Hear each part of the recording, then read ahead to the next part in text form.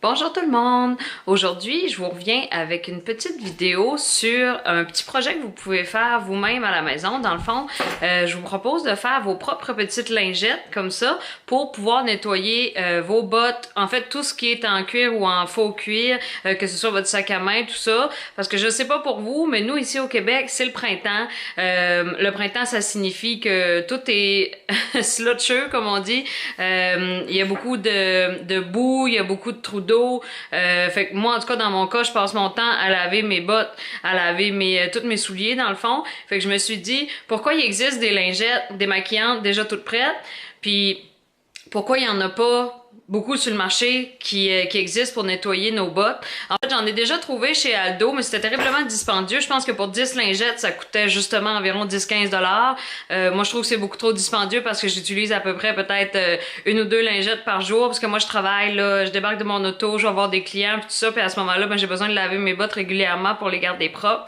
Alors, ma version, c'est avec tout simplement des ingrédients qu'on a à la maison.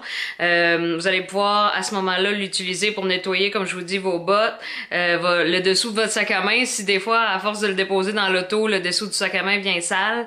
Alors, c'est ça. Si ça vous intéresse de savoir comment j'ai fait mes propres petites lingettes maison pour nettoyer mes bottes, alors je vous invite à continuer à regarder la vidéo.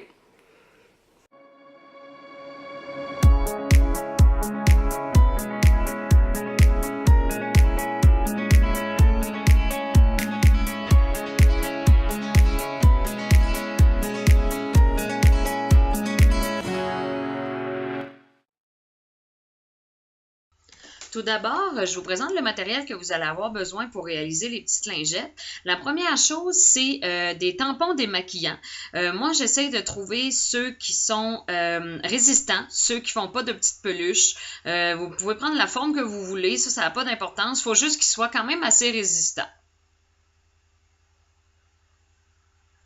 Ensuite, on a besoin d'un petit pot. Moi, j'ai pris le mien au Dollarama. L'important, c'est juste qu'il ferme de façon hermétique et que le diamètre soit assez grand pour pouvoir insérer les tampons à l'intérieur là, sans trop de difficulté.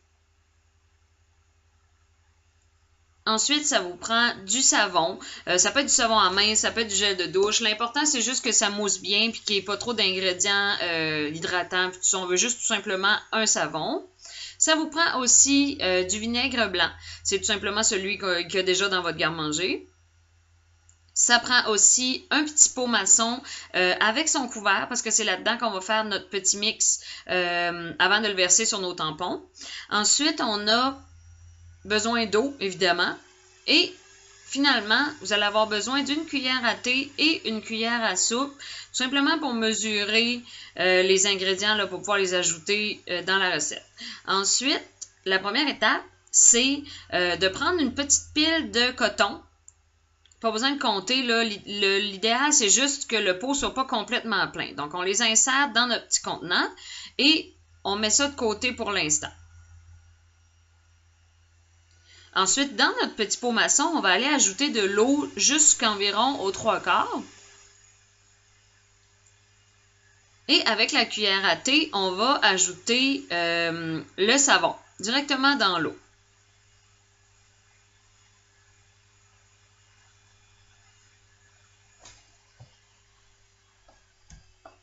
Ensuite, on ajoute une cuillère à soupe de vinaigre à notre mélange.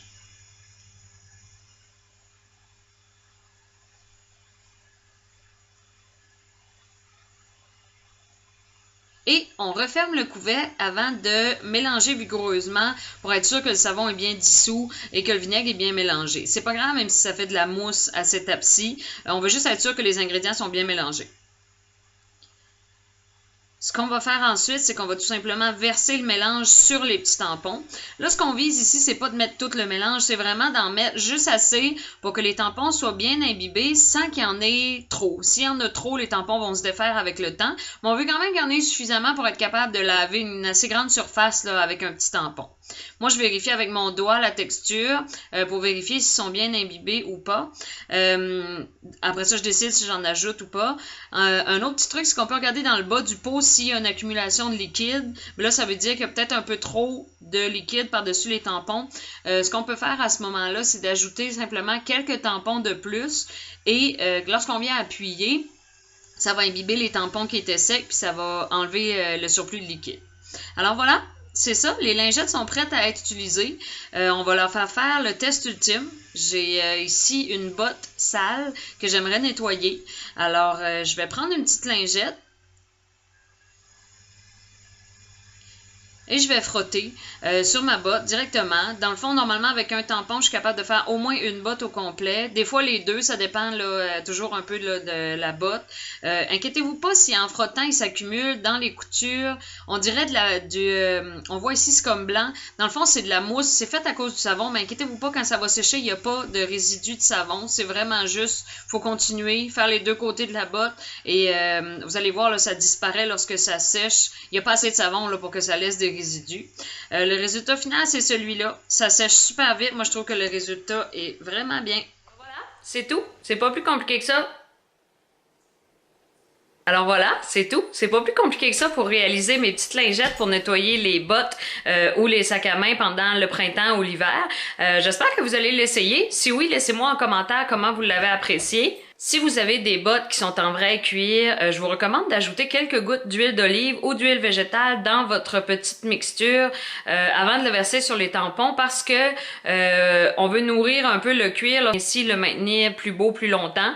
Vous pourriez aussi décider d'ajouter des huiles essentielles si vous voulez que ça sente bon. Je vais être honnête avec vous. Oui, c'est sûr que quand on ouvre le pot, ça sent le vinaigre, ça sent pas nécessairement bon, mais écoutez, c'est pas un sang-bon qu'on fait, c'est des lingettes pour nettoyer les souliers. Si vous en avez des lingettes pour nettoyer les souliers, je vous recommande d'aller les sentir à l'instant. Vous allez voir que ça sent pas nécessairement meilleur. Puis si vous en avez déjà, dans le fond, pourquoi vous écoutez cette vidéo-là pour en faire des maisons? Bitch, please. Joke. Alors c'est ça. Je vous remercie d'avoir écouté ma vidéo. N'hésitez pas à vous abonner à ma chaîne et à cliquer j'aime sur la vidéo si vous avez trouvé le truc intéressant. Alors, sur ce, on se revoit dans une prochaine. Merci. Bye bye.